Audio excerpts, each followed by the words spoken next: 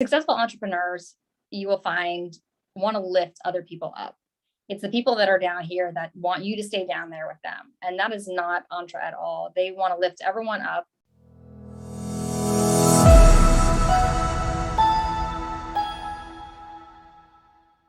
Hey, this is Rebecca. Welcome to the Mamalorian Way, where I like to figure out how to make my money work for me and how to make my business work for me, and then share what I find out. And today I have a lovely lady, Megan Perzia, half of a husband-wife team hustling for excellence, and they're hustling for other husband-wife teams in their entrepreneurial efforts.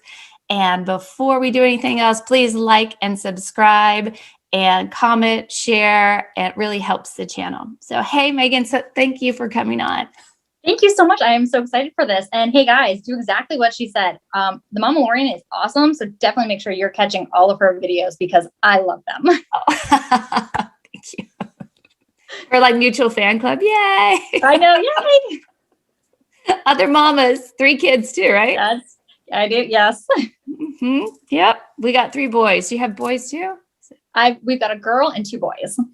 All right. So I get to see the difference. It's fascinating. Oh, so funny. So Megan, your other half, Steve, is not here with us, but that's fine. I mean, he is. He's still alive. That sounded weird. So Megan, Steve isn't with us, but you are part of Hustling for Excellence, Steve and Megan. Yes. And where did you come up with your brand? What's your story? What's your mission? What are you about? So I'll try to make this as succinct as possible. But so my husband, he's 23 years in the military, in the Army. He'll actually be retiring this year.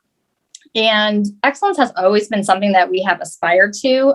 And in 2015, when he was the commander of his units, some commanders choose to have what they call a command philosophy. And his when he created it, it was all around the word excellence and what that meant to him and what that meant he was going to bring to the unit and what he expected of everyone in the unit. And that always stuck with us. And then when we happened upon the recent entrepreneurial education company that we found, and that their buzzword was also excellent, it was like, wow, how perfect was that? And so that really kind of started. We've always tried. And I am saying the word try because we really didn't try all that hard. We've tried other businesses in the past and nothing ever fit. Nothing ever worked for us. And we discovered earlier this year that it was because, or I know for myself, everything we'd seen in the past was always do this, make a lot of money. Do this, make a lot of money. And that simply was not what we were about. We wanted to help people. And so when we found this company and it was all about, hey, yes, we're going to show you some courses. You can learn how to make, money online or whichever way you want to do it. But we're going to talk about your whole life and helping others. And that just resonated with us so deeply. And we were like, yes, we found the place that we belong and that will help us continue to help others, because that really is our mission. And more so helping other, couples reach their excellence. Steve and I have always believed and had this foundation that if we are strong and grow together, that our children, our family, everyone around us will be better off because we're a strong unit and constantly hustling every day, to be better, whether it's, in our health, in our spirituality, in our businesses, in our relationships, whatever area of life that is, we're always trying to be a little bit better each day. Mm-hmm. Has it always been smooth sailing? Oh, heck no. I almost let a different word out there. Sorry. No, I mean, trust me, we have had problems just like every couple out there has. Like I said, we've had failed businesses. We've had, major bumps in our relationships along the road. As I said, Steve's military, so we've dealt with multiple deployments. He's been away for trainings. I go away for trainings. So yeah, definitely not an easy road, but we know that that's part of it. And that's one of the things that we try to let others know that maybe aren't married or in a long-term relationship, that our friends that will talk to us and we say, hey, look, understand it's work. It is work every day. It's not what the movies portray as this beautiful, happy ever after with rainbows and unicorns. Mm-hmm. That's just not real life. And we both know that. Yeah. So we definitely have had challenges along the way. But it's also why we continue to learn and grow so we can learn how to deal with those challenges and continue to work through them. What do you think is one of the biggest obstacles that husband-wife teams have in spousal support or in getting ideas to mesh? So definitely, I'm going to speak to the support part of that first. For many years, I was the lack of support. And it wasn't that I didn't support my husband. He's very much an entrepreneur and has been his whole life. So I was always and I didn't think I was that interested in entrepreneurship, but I was like, okay, well, I'm here, I'm here for you. I'll take care of the house. I'll take care of the kids, do whatever I have to do to support him. Or at least I thought I was supporting him. It wasn't until this past year that I realized that the support for me, what he really needed, because I never asked him what he needed for me to support him. I just assumed, which was obviously the big mistake on my part. So I was like, what is it that you need from me? I finally got smart and asked that question. He's like, I want to build a business with you. He's like, I don't want to do it on my own. I don't want to have to go out and find another business partner. When we were dating, had those hard conversations in the beginning about what we wanted and expected out of life. We didn't just kind of, mess around for a few months and then figure it out. We were like, no, either we're on the same path or we're not. But so I finally asked, and he's like, I want to do this with you. And then we found this entrepreneurial education company, and it really resonated with us, and more so me, because I discovered why, like I mentioned, I didn't like those other businesses because they were all about money, because I discovered that I'm not motivated by money. I am motivated by helping others. So definitely being on the same page with your significant other, I think is half the battle, because if you're not, either one person's growing and the other's not, or you're moving in different directions.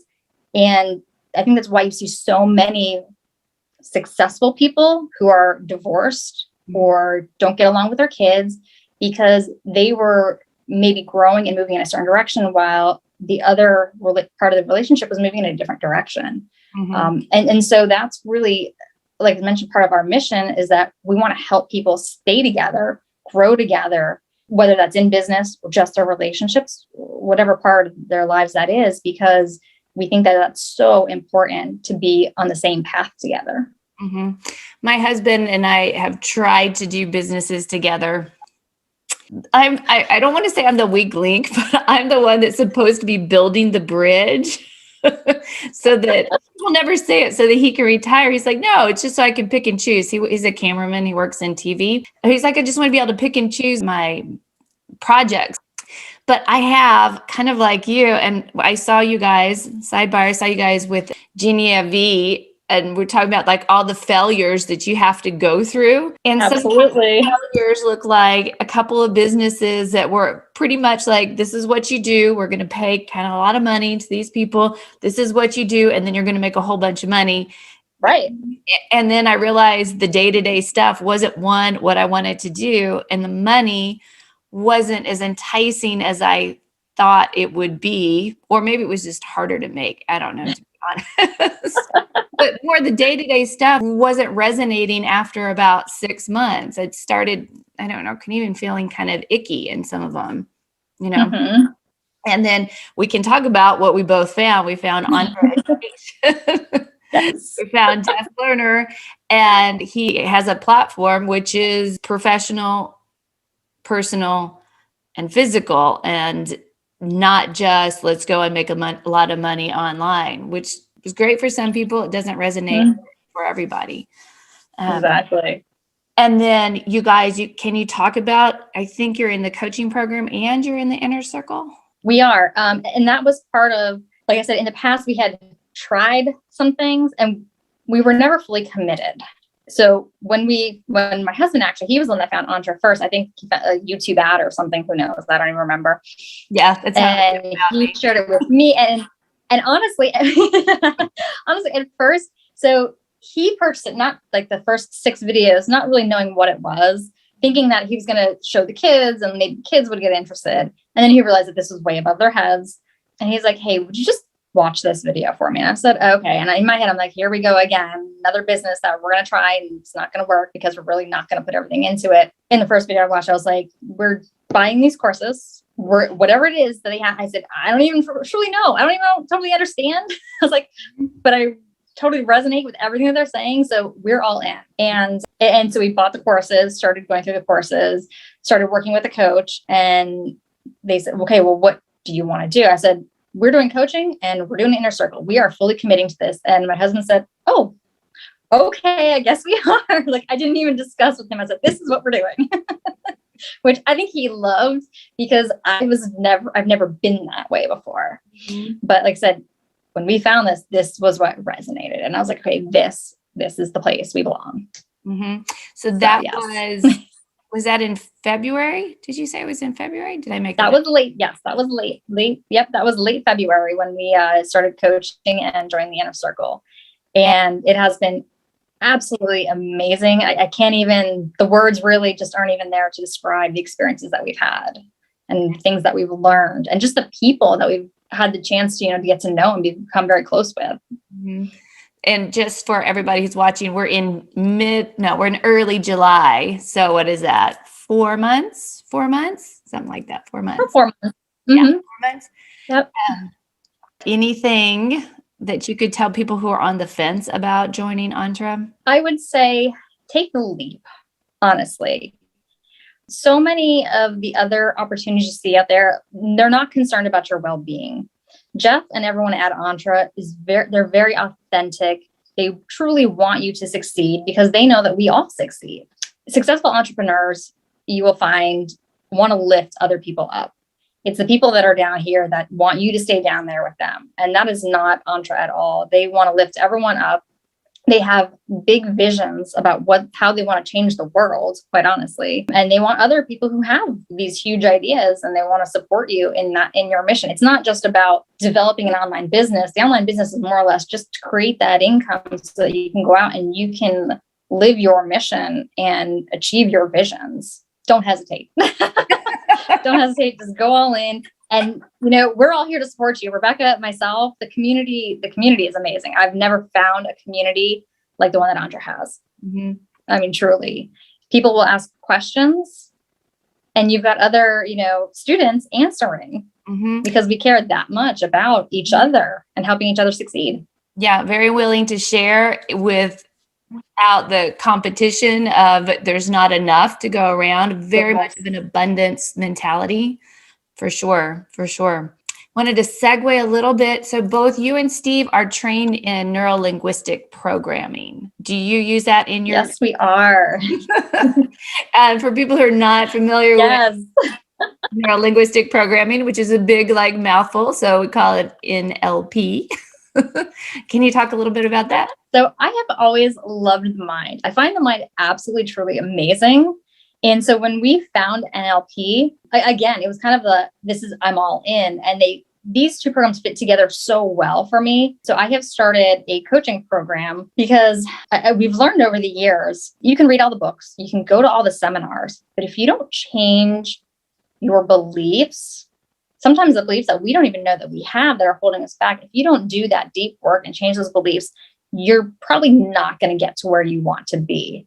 And so I very much want to help people work on, let's figure out what's going on in your mind. What are those beliefs? What are the negative feelings you have, the negative thoughts that you maybe don't even know that are there? Let's find those, work on them, and get you forward and where it is that you want to be in your life so that you can succeed and go out and help others. Because again, that is our mission. We want to help as many people as we can. There is, I've done some work I teach yoga. So this is a lot of how do you get up in front of people, get out of your way, remove all your blocks that you've been carrying around, because it's less about adding and more about taking off. And, we talk a lot about being authentic. It's yoga students will sniff you out a mile away. You're like, oh, this is one of those teachers talking like that. Yeah, see, it's getting out of your own way, which sounds a little bit like neuro-linguistic programming. Very much so, because I said we all have these limiting beliefs, and often we don't even know that we have them. It's really interesting because most of our beliefs are actually instilled in us by about the age of 7. So we grow up and we do things and we don't even necessarily know why we're doing them or why we believe what we believe. Or we think, okay, I want to go out and I want to make all this money. But we have these blocks around money that were maybe not even our own. They might have been our parents or, someone that we were close to that instilled this in us when we were probably just children. And so we're almost like fighting against ourselves until we can go in and look and say, okay, what are these feelings that you have or these negative emotions around money? How do we change that? And like you said, the perfect word before was abundance, because truly the world is abundant and we can have and do everything. And so that's one of the biggest things about NLP that I love. Mm-hmm. Have you read The Big Leap by Gay Hendricks? I have not.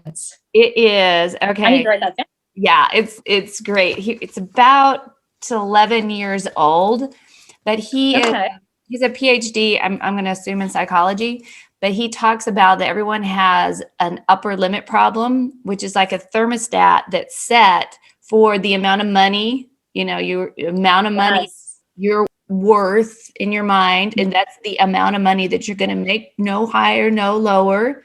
And people revert to it. Like if they win the lottery, they always go back, sometimes lower. They always go back.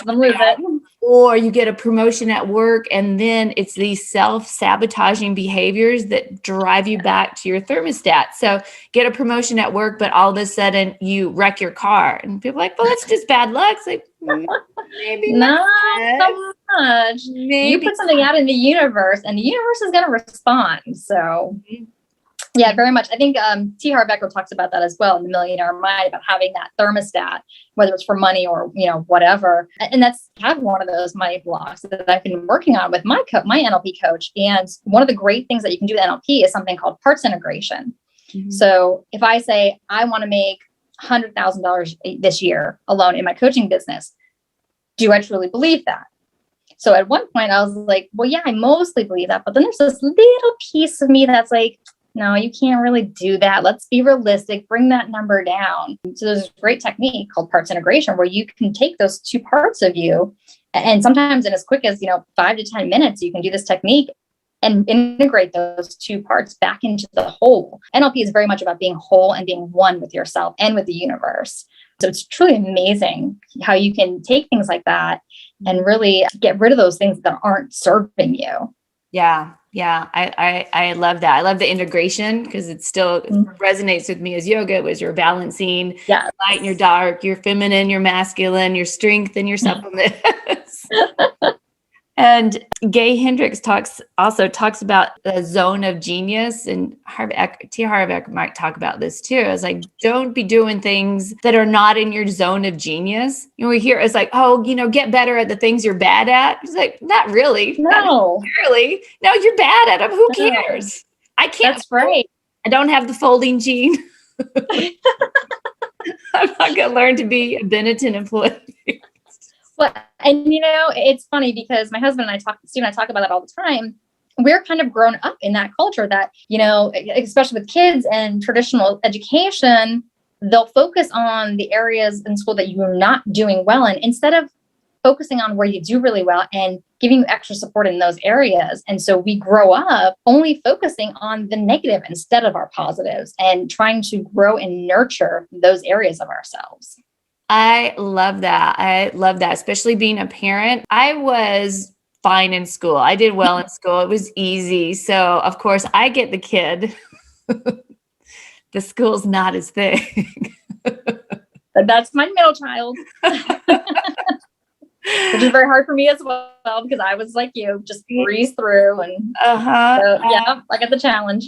Yeah. And when he was in first grade, he started coming home saying, I'm stupid. And he's not stupid. He just has learning differences. And to parent a child and tell them everything that they're doing wrong that they need to improve on is, I think, the worst thing we can do. But we do it. I have tried very hard not to do that. Fun, but I love that. It's like, let's rise people up, kids and adults. Like, you do this really well. I don't care if you have to use a calculator the rest of your life, maybe. Exactly. And especially nowadays with things like, we've always had calculators, but with the internet, it's, like memorizing dates for history. I'm like, why do we do that? Why do we still have children do that? We can ask Siri and get the answer in 5 seconds time, probably faster than they're going to remember it. I remembered the thought. So kids with their negativity, it's funny because, again, traditional school, we very much teach a certain way instead of teaching towards how the kids learn. And every child is different. And for the most part, you've got 3 different learning strategies. You've got kinesthetic learners, auditory, and visual learners. And traditional school is very much visual and auditory. Sit down, pay attention to the teacher, maybe recite some things from the book, and that's it. And so these kids that are very kinesthetic, which I'm very kinesthetic, I have discovered of myself, like I need hands-on. Those are the kids that often get labeled with like ADD and ADHD because like, oh, well, they can't focus. It's not that they can't focus. It's that you're not teaching them in a way that they learn. So they're not paying attention because it's not interesting to them. It's not how they want to learn. My middle child, perfect example. And I mean, he's never been labeled as ADD or ADHD, but like I'll have teachers say to me like, yeah, sometimes it looks like he's staring off into space or whatever. And because he's totally bored and not paying attention. You put him in STEM class where he gets to get up and build things and work with his hands. And that's all I hear about is the days that he has STEM. He comes home so happy telling me about what he built. And because that's his wheelhouse. He is kinesthetic. He wants to be hands-on. And so actually NLP is very much based in all of that, kinesthetic, visual, auditory. What is your strategy? How do you receive information? And then we use that to then future pace you to reach your goals by the way you learn. How's your coaching business going? Are you in a startup phase? I'm in the startup phase. I actually, a couple of days ago was shooting a whole series of videos that I'm going to put out into YouTube about what is NLP, how can we use it, how can you use it yourself, and then talking about, I've had some discovery calls. So I'm getting into the starting portion of signing clients, which is exciting. So then this will also be my last video is kind of, okay, here's how I can assist you, because I think many people have the wrong idea about coaching in any form. They hear about life coaches, transformational coaches, whatever you want to name yourself. They think that a coach you're going to say, okay, here's my problems. And they're going to say, okay, well, here's how you fix them. That's not what coaching is. We're here to help and assist you to get to where you want to be by asking the questions to figure out what are your blocks, and then maybe give you some creative things about how to work past those blocks. But it's very much centered around where you are and where you want to be. And coaching, if you want to succeed, you've got to be all in and ready to do the work. The coach is not going to do the work for you. Yeah, there's 2 quotes that came to mind. And again, this is when I was training to be a yoga teacher. And one of my favorite things is to train people to become teachers. I can't coach you if you're not coachable. Be willing to accept the coaching and do something about it. And then he's a coach of the Lakers. He wrote Sacred Hoops, which is a great book. It's about the mindset of coaching and playing on a team. Coaching is interruption. So you've got your pattern that you're doing. The coach says, no, stop doing that. I used to ride horses and it'd be like the coaching interruption is really apparent there. I don't know if you ride or not, but because you're riding the horse around your trainer, she's sitting on the side and it's like right at that moment is right when you have to adjust, not before or after. It's like, you've got to know right there, what are you doing wrong to be able to change it, rather than, I'll work within my A, B, C, D. Okay, I've checked those off. I love that, because pattern interruption is very much an NLP technique. Because people get stuck in their patterns. And oftentimes, and we're all, myself included, we're all guilty of it. We get stuck in a pattern. We can't see outside of the pattern. So it really takes someone else to notice what's going on and to interrupt that. And it's amazing how people, when you interrupt their pattern, sometimes they don't react very well to it, but they stop and they realize, oh, okay, now I see. Yeah. And that's always a cool breakthrough. We did a lot with how you respond to feedback. And everyone has a way of responding. Mine is, wait, I can't explain it all. I have a really good reason for everything I did. And then other people are like, you don't know what you're talking about. And then other people are like, oh, I'm sorry, I can't do anything. Let me fix it. I was the people pleaser. I was the, okay, whatever you say, I'm going to do it. I'm going to do it right. And I'm going to do it even better than how you suggest. That was me. Always concerned about, am I doing it right? And that's actually been one of my blocks that I've had to work through is we don't worry about right or wrong, because who am I or whoever to judge what's right or wrong for another person? We all have our own model of the world through our own experiences and our own filters over our lives, so that, stop worrying about right or wrong, because that's simply someone else's judgment of you. Mm-hmm. Mm-hmm. Yeah. Yeah. Or even good or bad. Yes. Same thing. Is neutral. Everything is a neutral experience. What we label it is good or bad, success or failure. Still, often those things remain to be seen. Absolutely. Yeah. Especially, I love you said success and failure, because again, whose judgment call is that? Mm-hmm. We very much believe that nothing is really failure as long as you learn the lesson from it. Mm-hmm. If you can look at what happened, I don't even want to call it a failure. Look at what happened or what wasn't effective for you, and how do we take that and become more effective? Mm-hmm. I think there's any entrepreneur that you talk to at a certain level has had at least 2 to 4 tries and probably not even like full on failures. You're just like, after a while, and you and Virginia were talking about this, it's like, I don't think I want to do this anymore kind of failure, rather than crash and burn and everything, all the money was lost. And nobody talks about those. And I think we're all kind of carrying that baggage with us. It's like, well, I kind of failed because I didn't finish it, or I didn't end up making the $10,000 a week that, the testimonial made. The guru said I would. Yeah, I know. And then we kind of close the doors on ourselves. And I think the more we talk about it, it's like, right? Yeah, my husband and I have spent significant amount of money, and I have spent a really significant amount of time. But at this point, I know so much. I did some in real estate and investing. More so, I do wealth building money management, which I'm pretty good at the wealth building money management. Not really good at the income stream, which is where I'm working on. And maybe that's an upper limit problem. I don't know. Have you found your upper limit problem, and what are you doing about it? So I'm working very closely with my coach about that. And we've actually worked through a lot of it, because I very much had this. So here's the thing about NLP. We have these blocks. So, I had this money block, this limit that I'm like, okay, I can't make more than this. It's not really the money block. That's not the problem or the challenge. I don't like problems. Mm-hmm. It's not the challenge.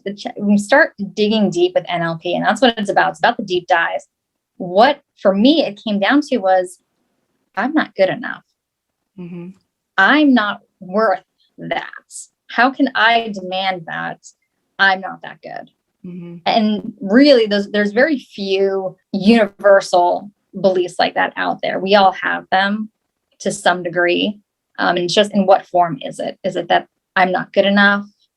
I'm not smart enough? I'm not whatever enough? That's really what all these limiting beliefs and those ceilings that we set for ourselves, that's what they all come down to. So if you can pick it apart and say, okay, I've got this ceiling, why do I have it?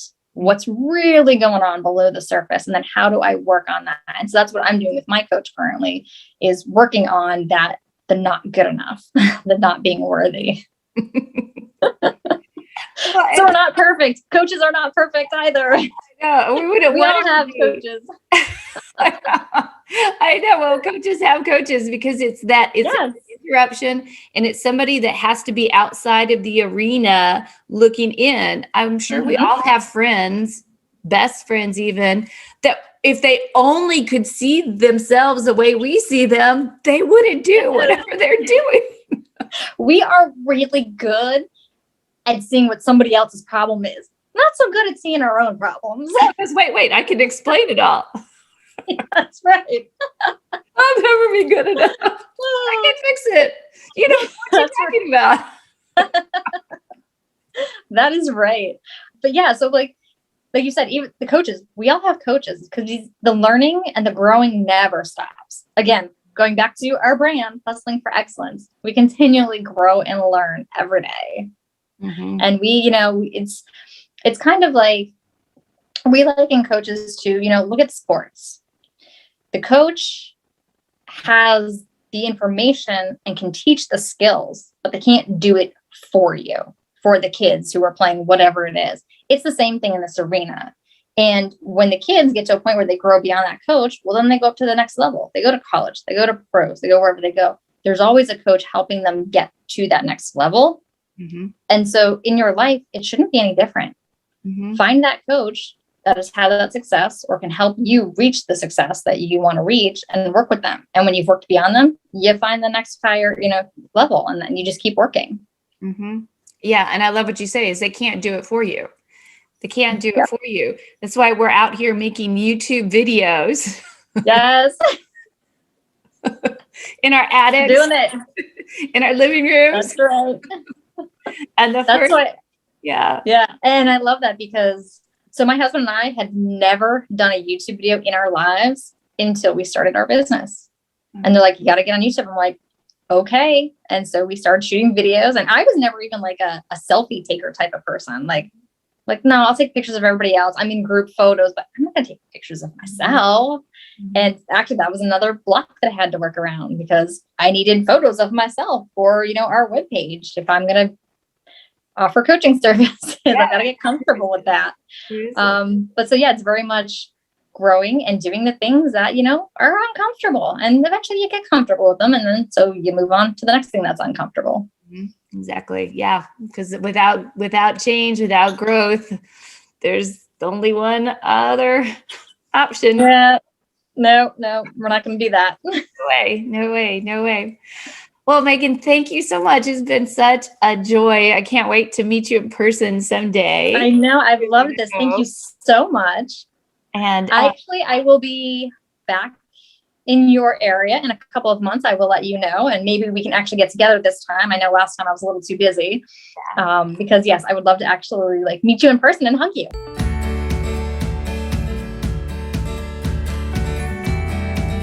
You know what? Let me say bye. Hey, thanks for joining me. Remember, like, subscribe, and I really appreciate your comments. Bye.